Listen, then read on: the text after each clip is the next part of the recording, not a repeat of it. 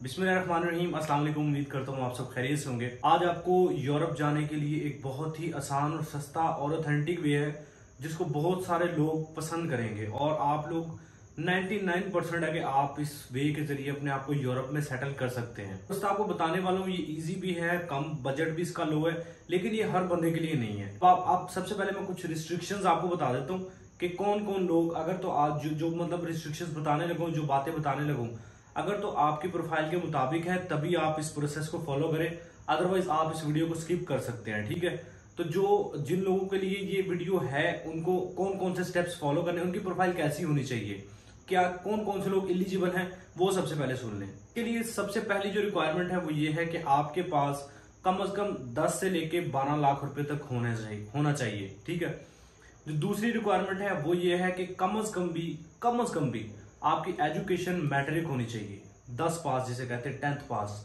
इससे कम है तो फिर तो ये बिल्कुल आपके लिए नहीं है। इससे ज्यादा जितनी एजुकेशन है आपके लिए बहुत प्लस पॉइंट है, लेकिन कम से कम भी आपकी मैट्रिक तो जरूर होनी चाहिए, 10th पास आपकी हाई स्कूल एजुकेशन जरूर होनी चाहिए। तीसरे नंबर पे आपको बेसिक सी इंग्लिश आनी चाहिए। अब मैं ये नहीं कह रहा, हाँ आप आइट्स कर लें, बहुत ज्यादा अच्छी बात है, कोई इंग्लिश कोर्स कर लें, परफेक्ट है, लेकिन अगर ये सब नहीं है, मतलब बेसिक सी इंग्लिश आपको आनी चाहिए ताकि किसी को समझाना, किसी से समझना, ये चीजें आपको आनी चाहिए। अब ऐसा भी नहीं है बिल्कुल ही कि आप किसी से थोड़ी बहुत बात भी ना कर सके। तो ये 3 रिक्वायरमेंट्स हैं, इन पे आप अगर पूरा उतर रहे हैं तो ये वीडियो आपके लिए है। अगर आप इन पे नहीं पूरा उतर रहे फिर भी आप देखते रहिए, इन फ्यूचर हो सकता है किसी और के लिए, आप किसी को सजेस्ट करने में ये वीडियो आपके लिए हेल्पफुल रहे। मैं आपको सजेस्ट करूंगा स्टडी वीजा। वीजा के बारे में सुन के बहुत सारे लोग परेशान हो जाते हैं कि पता नहीं यार ये बहुत मुश्किल से मिलता है, या फिर अगर मिल भी जाए तो सेटलमेंट नहीं होती वहां पे। तो ऐसा कुछ भी नहीं है। 90% लोग ऐसे हैं जो Europe, UK, Australia study visa पे जाते हैं और जाके अपना काम करके अपने आप को सेटल कर लेते हैं। स्टडी से उनका कोई लेना देना नहीं होता, स्टडी पर्पज वो सिर्फ यूज करते हैं वहां पे सेटल होने के लिए। 10% लोग होते हैं जो स्टडी करने वाकई जाते हैं, 90% लोग सिर्फ सेटलमेंट के लिए स्टडी वीजा को टारगेट करते हैं और फिर वहां पे जाके सेटल हो जाते हैं। तो स्टडी वीजा कैसे लेना, मुझे ये सारी इन्फॉर्मेशन इसी वीडियो में आपको आगे मिलेंगी। एक और चीज है, जिन लोगों की एजुकेशन फ्रेश है बिल्कुल, मतलब उनकी मैट्रिक अभी रिसेंट हुई है, ठीक है, कोई पुरानी नहीं है, मतलब अभी लेटेस्ट उनकी है, या फिर वो लोग जिनकी 2 साल पुरानी है, मतलब किसी ने फॉर एग्जाम्पल 2019 में मैट्रिक क्लियर की थी, तो उनके लिए प्रॉब्लम नहीं है। ठीक है, मतलब प्रॉब्लम उनके लिए भी नहीं है जिनकी 5-10 साल पुरानी है। उनका क्या जुगाड़ है वो आगे बताता हूँ। मतलब जो गैप आ जाता ना, इसमें फिर आपको वीजा नहीं मिलता।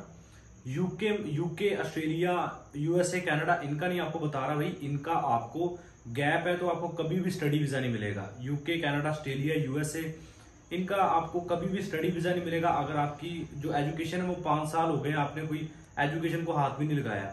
ठीक है, तो मतलब 5 साल का गैप है तो फिर आप भूल जाएं, ठीक है, स्टडी वीजा को। हाँ, अगर आपका 2 साल का गैप है तो फिर आपका यूके वगैरह में, कनाडा में लग सकता है। लेकिन अगर आपका गैप 5 साल का, 10 साल का है, फॉर एग्जाम्पल किसी बंदे ने मैट्रिक की थी 2012 में, तो अभी 10-11 साल पुरानी उसकी गैप आ चुका है, या किसी बंदे ने की थी 2017 में, 16 में, तो उसका गैप आ चुका है 5-6 साल का। वो क्या करे?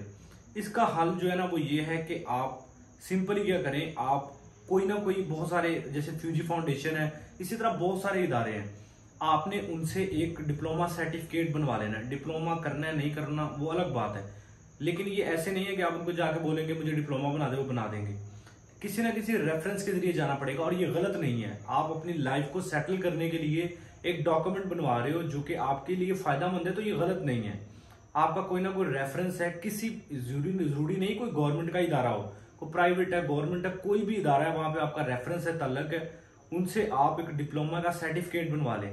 4 साल का डिप्लोमा है, 3 साल का डिप्लोमा है, उसमें आप एक अपना सर्टिफिकेट बनवा लें, ताकि ये साबित हो जाए कि जब आपने एजुकेशन छोड़ी थी, आप एजुकेशन छोड़ के डिप्लोमा करने लग गए थे, और जब आपने डिप्लोमा कंप्लीट किया उसके बाद 1-2 साल का गैप पड़ा और आप फिर इधर मतलब यूरोप जा रहे हैं स्टडी करने। इस तरह आपका गैप कंप्लीट हो सकता है। और एक और चीज कि जिस डिप्लोमा में आपने अपना सर्टिफिकेट बनवाना है, कोशिश करनी है कि ऐसा डिप्लोमा चूज करें जिसमें थोड़ा बहुत ही आपको एक्सपीरियंस जरूर हो। ये वैसे कोई खास इशू नहीं है, लेकिन आप मतलब फायदेमंद रहेगा आपके लिए कि आप जिस डिप्लोमा का सर्टिफिकेट बनवाएंगे उसमें थोड़ा बहुत आपको एक नॉलेज होना चाहिए उसके बारे में। नहीं है फिर भी बनवा ले, लेकिन नॉलेज है तो बहुत अच्छी बात है। अब आते हैं स्टडी वीजा जो है ना, उस पर काम कैसे कर सकते हैं, सेटल कैसे आपने होना है। देखो यार, स्टडी वीजा पे तकरीबन बड़े से बड़ा भी कोई कंट्री है ना, वो भी इजाजत देता है कि आप कुछ ना कुछ घंटे काम करके अपना पॉकेट मनी बना सकते हैं। तो आप कोशिश करें कि वहां पे जितना हो सके जल्दी हो सके आप जब स्टडी वीजा पे पहुंच जाते हैं, मेन मकसद होता है यार पहुंचना।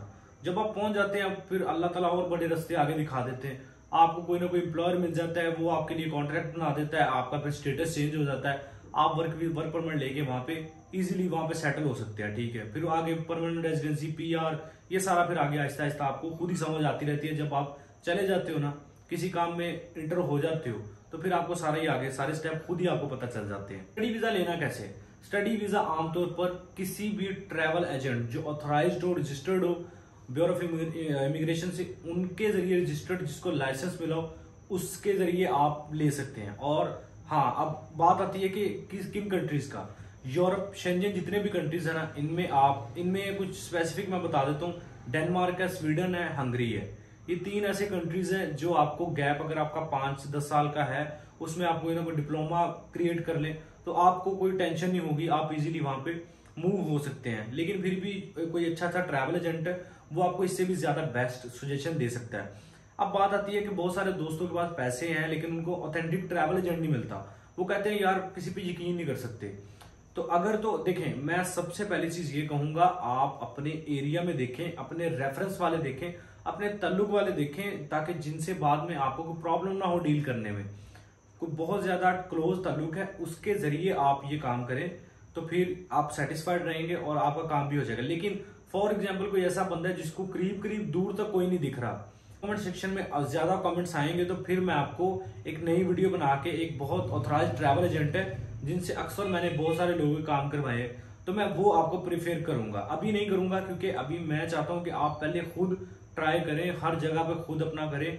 अगर आपका नहीं लगे कमेंट सेक्शन में आकर बताएं कि यार हमें को ट्रैवल एजेंट नहीं मिल रहा, तो मैं आपको सजेस्ट करूंगा और वो आपसे कोई पैसा नहीं लेंगे।